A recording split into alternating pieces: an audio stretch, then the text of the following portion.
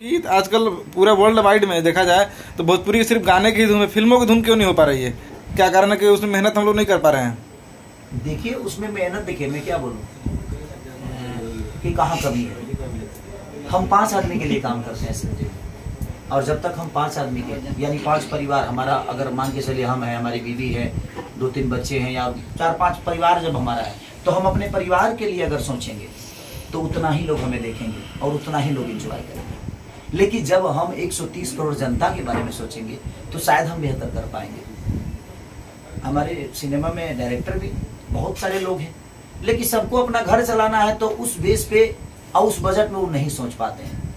तो हो सकता है कि भाई उसके लिए बजट का भी जरूरी होता है, और हमारी सोच अगर बड़ी हो तो शायद कोई ना कोई आकर इस पे गेम करेगा और ये बड़ी होने वाली है।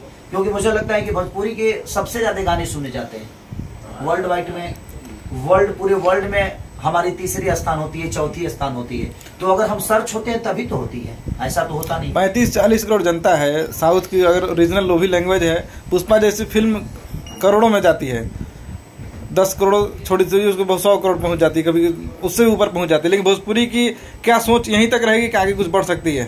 देखिए ये तो डायरेक्टर प्रोड्यूसर बता सकता है, हमें जिस रूप में ढालेगा।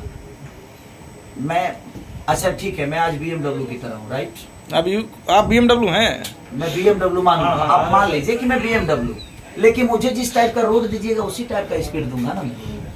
तो मुझे अगर रोड मिलेगा तो भाई स्पीड भी उसी हिसाब से होगी। अब खाटा दे दीजिएगा तो कहिएगा कि ना तू उड़ा दो, हम अपन सौकर तोड़ ली उड़ा के, हम अपन टायर फाड़ ली। नहीं, हमें जिस हिसाब से रोड मिलेगी, जिस हिसाब से हमें तेल मिलेगी, उस हिसाब से हम चलेंगे, क्योंकि हमारे अंदर स्पीड है, हमारी स्पीड बहुत है। कहने का मतलब यह है आपको कि ऐसे प्रोड्यूसर, ऐसे डायरेक्टर भोजपुरी इंडस्ट्री में नहीं है जो इस तरह की फिल्में बना पाए? नहीं, ऐसा भी नहीं कहा जा सकता है लोग, बट क्या मजबूरी है ये मुझे पता नहीं। खेसारी जी आप